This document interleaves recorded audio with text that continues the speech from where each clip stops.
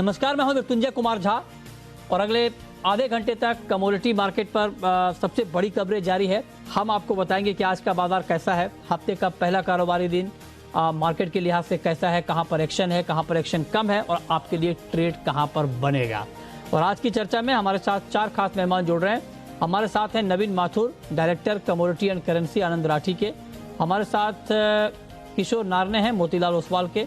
हमारे साथ प्रथमेश माल्या हैं एंजल वन के और अजय केडिया हैं केडिया कमोडिटी के। आप सभी का बहुत बहुत स्वागत है।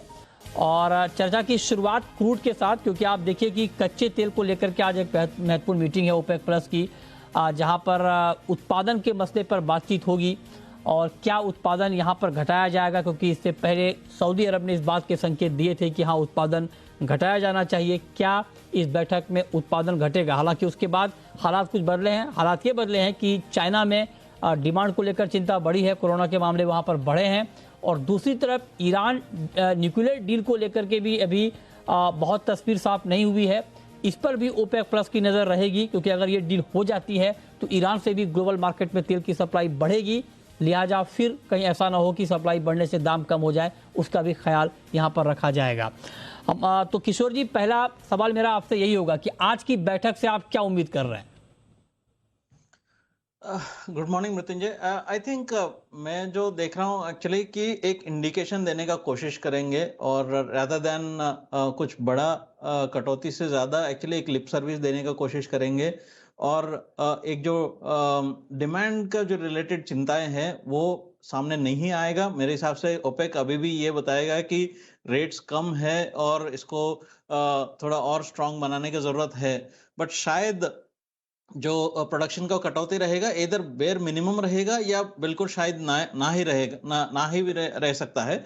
बिकॉज ये जो नॉर्थ स्ट्रीम स्पेशली जो गैस का क्राइसिस है यूरोप में, वो कहीं ना कहीं थोड़ा बहुत ग्लोबल लीडर्स को भी चिंतादायक है। और अगर यूरोप रिसेशन में चले जाते हैं एंड उसका इम्पैक्ट आपको ग्लोबल इकोनॉमी पे और खासकर चाइना पे भी होता है, कोविड के मामले के बावजूद भी एक्चुअली ग्लोबल रिसेशन कहीं ना कहीं डिमांड को लेकर थोड़ा सा चिंतित हो सकता है। तो इस मामले को ध्यान में रखते हुए मुझे नहीं लगता है कि इमीडिएटली बहुत बड़ा कटौती करेंगे, बट एक इंडिकेशन देंगे मार्केट को। अगर जरूरत पड़े तो कटौती करने के लिए इन लोग पीछे हटेंगे नहीं है, तो उससे थोड़ा सा मजबूती करने का कोशिश तो करेगा। ओके, अच्छा नवीन जी, आप जरा बताएं सर, क्योंकि ओपेक की मीटिंग से ठीक पहले कच्चा तेल ऊपर है, ब्रेंट करीब 2% की मजबूती के साथ ट्रेड कर रहा है। मार्केट इस बैठक पर मतलब जिस तरह से रिएक्ट कर रहा है अभी, इससे आपको क्या संकेत दिख रहे हैं? क्या वाकई कोई बड़ी कटौती का ऐलान होने वाला है? आपका अपना असेसमेंट क्या है? Good afternoon. आई थिंक जो ये बैठक होगी, एक तो सबसे पहले बहुत इम्पोर्टेंट बैठक है। बहुत वेरिएबल्स हैं आज की डेट में जो कमोडिटी मार्केट्स को हिट कर रहे हैं, एंड पर्टिकुलरली एनर्जी मार्केट्स को हिट कर रहे हैं। तो बहुत उसके चलते ये जो बैठक है काफी इम्पोर्टेंट रहेगी। काफी वॉलेटाइल रहा क्रूड और नेचुरल गैस पिछले कई महीनों में, बट लेकिन अभी लग रहा है कि जो भाव हैं तकरीबन ब्रेंट $100 के आसपास और WTI तकरीबन $88 के आसपास के दायरों में चल रहा है, 90 और 100 के दायरे में। इन्हीं लेवल्स के आसपास कंसोलिडेट करना चाहिए मीडियम टर्म में, बेशर्ते the natural gas and the North Stream issue gets settled. If that is not settled, then we may see a spike in energy markets or the ancillary markets of energy as a substitute. I think जो US में एक तो heat wave चल रही है, उसकी वजह से भी कुछ हद तक भावों पे इफेक्ट आया है।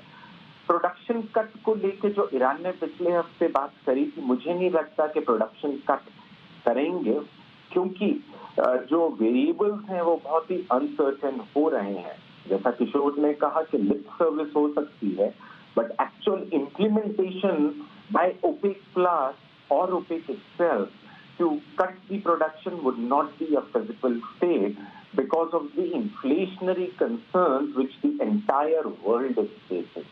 तो मेरे ख्याल से भाव जो है both crude and natural gas एक दायरे के सीमित दायरे में ही ट्रेड करेंगे। एंड मुझे लगता है जो नेचुरल गैस है Henry hub prices they are around $9 पर MMBTU एंड अपने MCX में भी 717 रुपए के आसपास जो वायदा बाजार है सितंबर का वो चल रहा है। एक सीमित दायरा लग रहा है, पर अगर नॉर्थ स्ट्रीम को लेके चिंता और बन जाती है, although they are meeting the European Union ministers are meeting on the 9th of September to take the necessary actions of EU intervention, जिसकी वजह से कोई हल निकल सकता है, पर अगर 9 सितंबर में हल नहीं निकला तो ये चलिए, बहुत शुक्रिया नवीन जी आपका जुड़ने के लिए, क्रूड पर अपना व्यू देने के लिए कि इस बैठक में क्या कुछ होगा और प्राइस किस तरह से रिएक्ट करेगा। अब आते हैं नेचुरल गैस पे, और नेचुरल गैस में नई खबर ये है कि पहले इस खबर को समझिए, उसके बाद हम इसके इम्पैक्ट की बात करेंगे। खबर ये है कि जो नॉर्थ स्ट्रीम के जरिए क्रूड की सप्लाई जर्मनी को रूस से होती थी, उसको जो 3 दिन के लिए बंद किया गया था 31 अगस्त से 2 सितंबर तक के लिए, उसके बाद ये उम्मीद थी कि 2 के बाद या 2 से ही या 3 से ये खुल जाएगा।